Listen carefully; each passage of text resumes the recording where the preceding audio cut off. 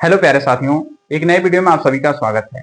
आज के वीडियो में हम बात करने वाले हैं उत्तर प्रदेश बीएड के प्रथम सेमेस्टर के पेपर थर्ड की, जिसका नाम है जीएसएस। जीएसएस का मतलब कि जेंडर, स्कूल एंड सोसाइटी। अब इसमें हम लोग पेपर थर्ड के यूनिट 4 की बात करेंगे। यूनिट 4 का नाम क्या है? लिंग अध्ययन। यूनिट 4 का नाम क्या है? लिंग अध्ययन। इससे पहले वाले वीडियो में हम लोगों ने पार्ट 1 देखा था। आज हम लोग पार्ट 2 को देखेंगे। पार्ट 2 का जो नाम है वो है लैंगिक अध्ययन। लैंगिक अध्ययन को हम लोग इस वीडियो में पूरी अच्छे तरीके से समझेंगे। सो यदि आपने पहले पार्ट को नहीं देखा है तो आप प्लेलिस्ट में जाएं और वहां से पार्ट 1 को देख लें। चलिए बिना देर किए हम लोग आज की वीडियो को स्टार्ट करते हैं। सबसे पहले हम लोग देखते हैं कि पार्ट 2 में हम लोगों को लैंगिक अध्ययन पढ़ना है। लैंगिक अध्ययन में टोटल हम लोगों को 5 टॉपिकों को कवर करना है, जिसमें से पहली टॉपिक है प्रतिमान विस्थापन। प्रतिमान विस्थापन या फिर स्थापन परिवर्तन या फिर बदलाव की अवधारणा। पहली टॉपिक को ही प्रतिमान विस्थापन के नाम से जाना जाता है, या फिर स्थापन परिवर्तन के नाम से, या फिर बदलाव की धारणा के नाम से जाना जाता है। इतने नाम हैं पहली टॉपिक के। अगला है महिला अध्ययन, वोमेन्स स्टडी। तीसरा टॉपिक लैंगिक अध्ययन, जेंडर स्टडी। चौथा टॉपिक प्रतिमान विस्थापन या बदलाव एवं आवश्यकता तथा महत्व। आवश्यकता तथा महत्व। उसके बाद हम लोग देखेंगे प्रतिमान विस्थापन के लिए उत्तरदायी कारण। चलिए स्टार्ट करते हैं। पहला है प्रतिमान विस्थापन या फिर स्थापन परिवर्तन या फिर बदलाव की अवधारणा। अर्थ को देखते हैं। यह वह प्रक्रिया है जिसमें किसी क्षेत्र में प्रचलित विचारों, विश्वासों, सिद्धांतों या फिर प्रथाओं का स्थान नए, भिन्न या अधिक उन्नत विचारों द्वारा ले लिया जाता है। यानी कि प्रतिमान विस्थापन का मतलब हम लोग समझें तो कहेंगे कि जो पुराने विचार थे, जो क्षेत्र में चलने वाले पहले के पुराने विचार थे, उसका जो स्थान है नया विचार, यानी कि जो अधिक उन्नत विचार है वो ले लेता है, तब उसको हम लोग समझते हैं कि प्रतिमान विस्थापन हो गया। यह ज्ञान समाज या विज्ञान के विकास में एक मौलिक बदलाव का प्रतीक है। मौलिक बदलाव का प्रतीक कौन सा? प्रतिमान विस्थापन या फिर स्थापन परिवर्तन या फिर बदलाव की अवधारणा।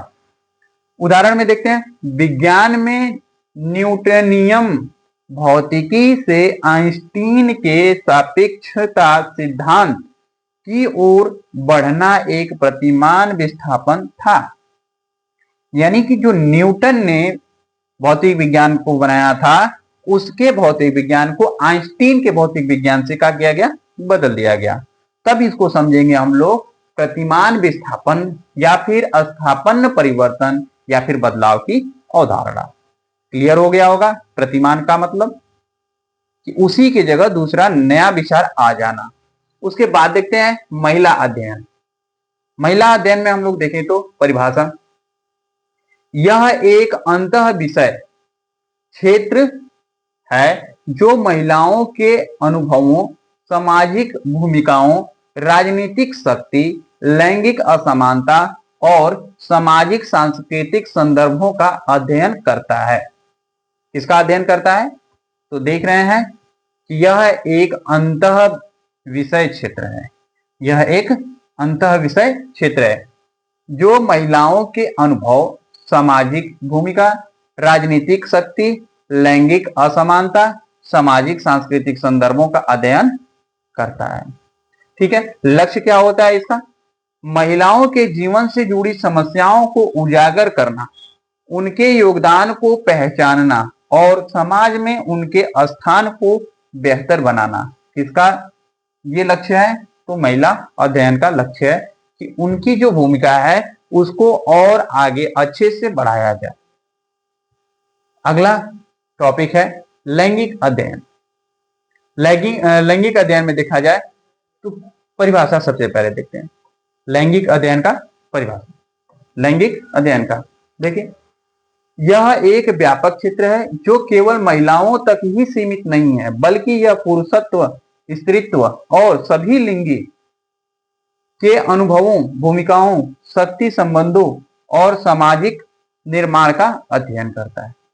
लैंगिक अध्ययन क्या करता है? सामाजिक निर्माण का अध्ययन करता है, जिसमें स्त्री, पुरुष और अन्य लिंग जो होते हैं सब शामिल होते हैं। अंतर क्या है? अंतर, महिला अध्ययन मुख्य रूप से महिलाओं पर केंद्रित है, जबकि लैंगिक अध्ययन लिंग को एक सामाजिक और सांस्कृतिक निर्माण के रूप में देखता है और विभिन्न लिंगों के बीच संबंध का विश्लेषण करता है।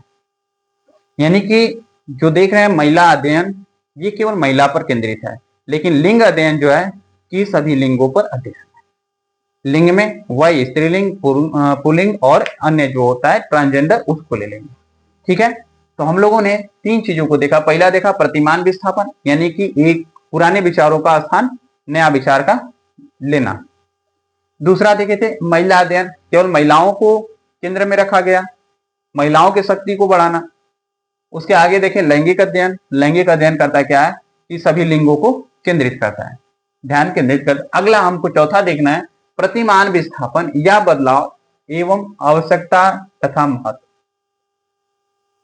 एवं यहां पर या बदलाव, प्रतिमान विस्थापन या, अच्छा इसको कंफर्म कर लेने दीजिए है क्या एक्चुअली में, कहीं गलत तो नहीं है। इसमें देखा जाए तो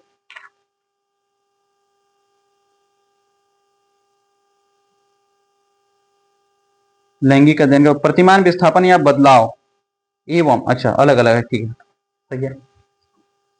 प्रतिमान विस्थापन या बदलाव दोनों एक ही चीज है, एवं इसकी आवश्यकता और महत्व क्या है। देखिए आवश्यकता, आवश्यकता को देखते हैं।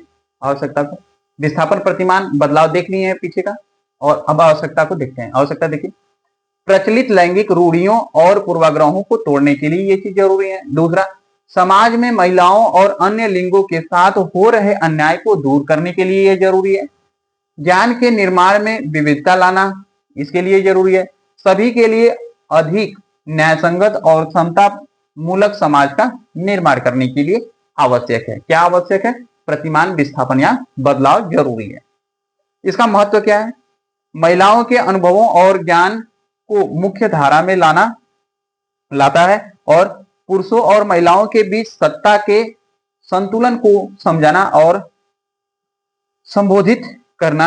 अगला, शिक्षा, रोजगार, स्वास्थ्य आदि क्षेत्रों में लैंगिक समानता को बढ़ावा देना, लैंगिक हिंसा और भेदभाव को कम करने के लिए नीतियों का निर्माण करता है। इसलिए ये महत्वपूर्ण है। प्रतिमान विस्थापन का हम लोग आवश्यकता और महत्व के बारे में चर्चा की।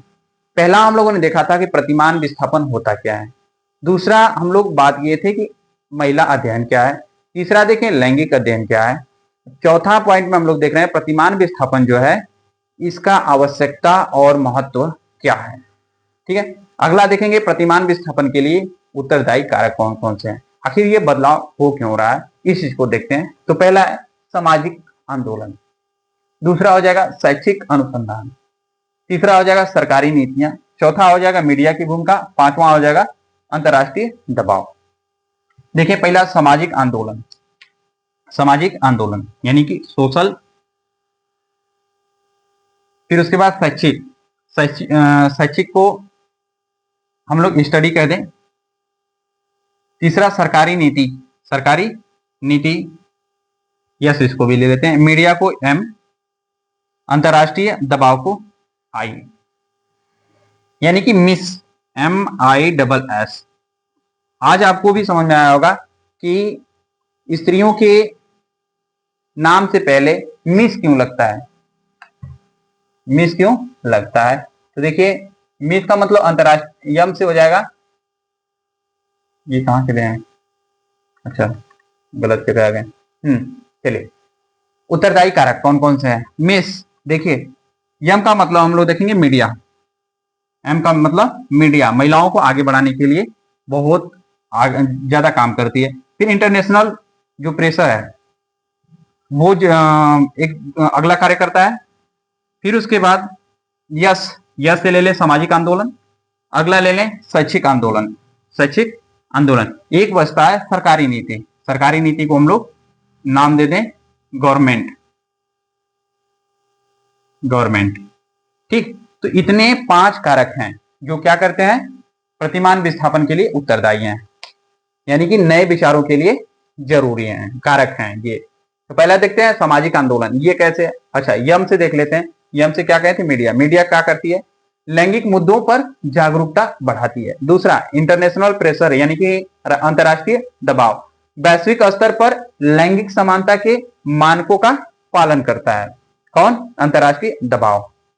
इसके वजह से क्या होता है, प्रतिमान विस्थापन बढ़ता है। अगला यस से देख लें सामाजिक आंदोलन। सामाजिक आंदोलन में महिलाएं और अन्य हाशिए पर बड़े समूह अपने अधिकारों के लिए आंदोलन करते हैं, यानी कि बड़े बड़े लोग जिनको ये समस्याएं आती हैं वो लोग आंदोलन करते हैं, जिसकी वजह से प्रतिमान को विस्थापित कर देते हैं। अगला देखते हैं शैक्षिक अनुसंधान, ये कैसे कारक बना हुआ है, महिला अध्ययन और लैंगिक अध्ययन के क्षेत्र में बढ़ते शोध, यानी कि अनेक शोध किए जा रहे हैं अनुसंधान के माध्यम से, शैक्षिक अनुसंधान के माध्यम से, इस वजह से, जो कि उत्तरदायी कारक है कौन, शैक्षिक अनुसंधान। अगला सरकारी नीतियां। सरकारी नीतियां कैसे प्रतिमान विस्थापन के लिए उत्तरदायी हैं, तो लैंगिक समानता को बढ़ावा देने वाले कानून और कार्यक्रम। इस तरीके से हम लोग देखते हैं कि टोटल हम लोग 5 टॉपिकों को कवर किए हैं। पहला जो टॉपिक था हम लोग का इसमें प्रतिमान विस्थापन में, लैंगिक अध्ययन में प्रतिमान विस्थापन, दूसरा था महिला अध्ययन, तीसरा था लैंगिक अध्ययन, चौथा था प्रतिमान विस्थापन की आवश्यकता और महत्व, पांचवा था प्रतिमान विस्थापन के लिए उत्तरदायी कारक। तो इतने चीजों को हम लोगों ने पार्ट नंबर 2 में देखें। तो इस वीडियो में हम लोग इतना ही रखते हैं। ये वीडियो आपको कैसी लगी कमेंट के माध्यम से जरूर बताएं। तब तक के लिए thank you for watching this video.